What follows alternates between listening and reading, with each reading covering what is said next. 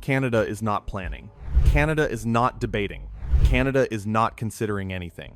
Canada is acting right now. In Ottawa, a decision cracks open that no NATO country has dared to touch.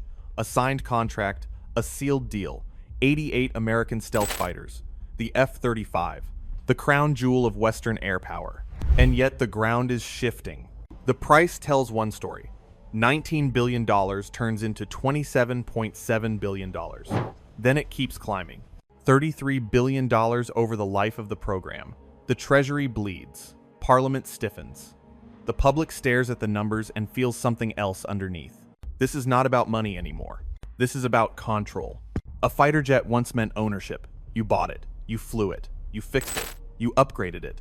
You defended your airspace on your terms. That era is gone. The F-35 lives inside a closed system. Software flows from a foreign office. Updates arrive on permission. Source code stays locked. One switch does not need to exist. Dependence already does the job. The jet flies. The leash tightens. South of the border, pressure builds. Tariff threats hammer Canadian exports. 25% hangs in the air like a blade. A president jokes about Canada becoming the 51st state. The laughter dies fast. Dignity takes the hit. Sovereignty enters the room. Defense stops being technical. Defense becomes personal. Then the Auditor General drops the report. June, year 2025. The numbers land hard. The truth stands naked. The original price never told the full story. Infrastructure, weapons, operations. Everything stacked outside the frame. Trust shatters. And in that silence, something moves. Sweden does not shout. Sweden does not threaten. Sweden waits. A door opens that should never open again. Canada looks back at a road it already walked away from. And the world watches as certainty begins to crack. The past comes rushing back. Year 2010. Ottawa announces 65 jets. No competition. No second look. The promise sounds clean. The future sounds secure. Critics react instantly. Costs feel foggy. Obligations feel endless. The aircraft feels oversized for Canadian reality. The pressure builds. The country divides. Trust erodes. By year 2014, the plan collapses under its own weight. Reviews restart. Studies multiply. Time stretches. Certainty evaporates. The CF-18 fleet keeps flying past its lifespan. Maintenance bills spike. Risk creeps closer to the runway. Years pass. Debates drag on. Governments change. The question never dies. Then, in year 2023, Ottawa returns with resolve. A full competition. Every bidder measured. Every metric scored. The verdict lands again on the same aircraft. The F-35A. 88 jets. The largest defense purchase in Canadian history. Officials speak in absolutes. Settled. Final. Done. Delivery schedules lock in. The first 16 jets arrive early, year 2026. The rest follow through year 2032. The Hornets retire. The future arrives. Then reality intervenes.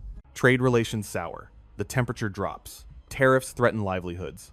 The language from Washington turns sharp. Dependence stops feeling abstract. It feels dangerous. In June, the Auditor General speaks again. Karen Hogan names the gap. $19 billion never existed. $27.7 billion stands on the page. $33 billion waits in the shadows. Nearly 75% higher than Parliament heard. The shock does not fade. It spreads. Questions explode. Value, autonomy, control, long-term consequence. Defense stops sounding like defense. It starts sounding like exposure. And that is when Saab steps forward. Not with noise. With precision. The company never leaves Canada. It keeps conversations alive. It studies the cracks. It prepares its angle. August, year 2025. Canada and Sweden sign a new framework.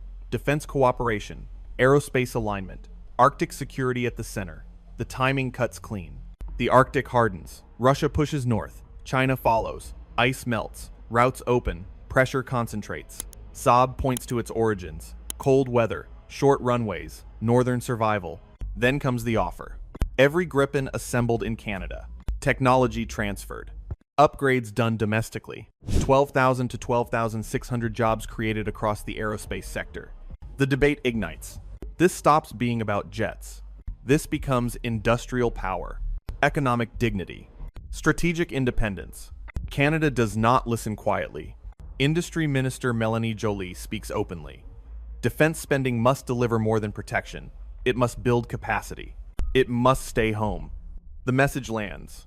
Saab sharpens its pitch. Flexibility replaces generations. Software evolves. Hardware adapts. The aircraft never freezes in time. The implication cuts deep. In a world that moves fast, rigidity kills. Then, a compromise floats into the room. Take the first 16 F-35s. Already paid, already built. Fill the rest with Canadian-built Gripens. On paper, it balances loyalty and autonomy. In reality, it dies under scrutiny. December, year 2025.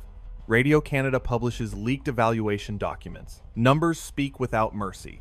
Out of 60 points, the F-35 scores 57.1. The Gripen scores 19.8. Mission effectiveness, 97% versus 22%. Upgrade potential across the life cycle, 100% versus 28%. The gap yawns wide. No spin closes it. Senior Royal Canadian Air Force voices step forward. Survival matters, overmatch matters. The Arctic does not forgive compromise. 16 stealth jets cannot anchor deterrence. A split fleet fractures power. Industry adds its warning. Bombardier watches closely. Contracts with the United States sit exposed. Liaison aircraft, surveillance platforms, supply chains entangled deep inside American systems. A rupture here does not stay contained, and the illusion of escape cracks again. The Gripen carries an American engine. General Electric. Export licenses still flow through Washington. Leverage remains. History confirms it. Social media explodes with fear. Kill switch rumors spread. Lockheed Martin denies them. The Pentagon denies them. The truth sits elsewhere. The F-35 runs on continuous updates. The Joint Program Office controls the flow. Software, maintenance, capability. Source code stays locked away. Only one country holds the keys: Israel. Without updates, effectiveness decays. This breaks the old rule. Buying a jet no longer means owning it. It means trusting the system that feeds it. And trust now feels fragile. January, year 2026. No final decision stands. The first 16 jets remain committed. Talks continue. Lockheed Martin negotiates industrial returns. Saab stays in the room. European partners watch closely. Canada stands at a fault line. Not choosing a plane, choosing a future. The line hardens. This moment no longer belongs to engineers. It belongs to power. Inside Ottawa, reality sharpens. A mixed fleet sounds clever. It collapses under weight. 2 training systems, 2 maintenance pipelines, 2 software ecosystems. Costs multiply. Complexity explodes. The second Auditor General report lands like a hammer. Infrastructure gaps widen. Personnel shortages deepen. Adding another aircraft does not fix strain. It amplifies it. The myth breaks in public. The debate shifts again. Not stealth versus agility. Not 5th generation versus 4th. The real fight runs deeper. Who holds the switch? The American model locks capability behind updates. The gate stays closed. Access depends on alignment. Alignment depends on politics. Politics change fast. A president already said it out loud. Aircraft sold to allies never match American versions. Alliances shift. Trust expires. No missile fires. No radar lights up. Control slips quietly. Canada sees the pattern forming across the world. Middle powers bleed leverage through contracts. Procurement becomes discipline. Software becomes enforcement. Autonomy fades without a single confrontation. Saab never claims superiority. Saab claims agency. Build here. Fix here. Upgrade here. Decide here. That promise carries weight beyond specs. It speaks to a country tired of permission. Washington watches closely. Industry watches closer. Bombardier calculates risk. Suppliers hold their breath. Retaliation never announces itself early.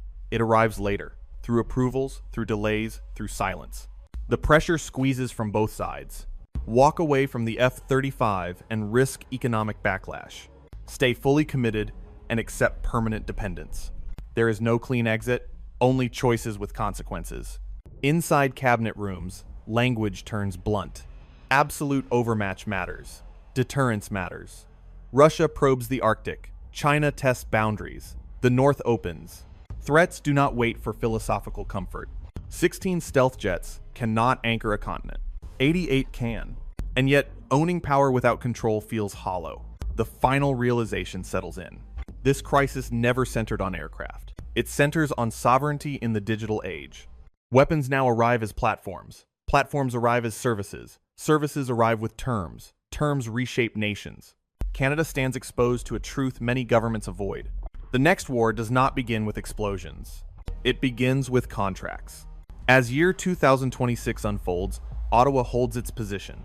The first 16 F-35s move forward. Talks continue. Pressure mounts. Europe watches for precedent. Allies measure the cost of obedience. Nothing pauses. Everything accelerates. History is not waiting.